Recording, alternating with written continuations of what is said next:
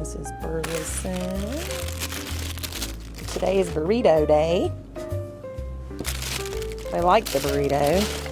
Well, at Mountain View specifically, I believe like 10 and a half years. But for the school district, November will be 12. Hi. There you go, Miss Rembrandt. This is really the only school I know, so it's home. Good morning. Whew.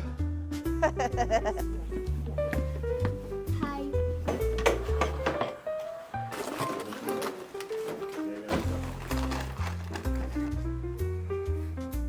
It all starts with breakfast and it moves on to lunch, and student nutrition is fundamental in supporting the nourishment of children as a complete whole. So that's why it's important here at the Anchorage School District and pretty much anywhere in the world, nourishing children. I pledge allegiance to the flag of the United States of America. It literally jumpstarts their day. It gets the nutrition in their bodies, it wakes them up, it has the opportunity for them to come in, kind of decompress from maybe their night, and then have the connection with their teacher and their friends to just eat breakfast and get ready to go. Their basic needs are met, and so they don't have to worry about that. And we know that once their basic needs are met, they're ready to learn. It's rewarding, I think. It's nice to see the smiles on their face.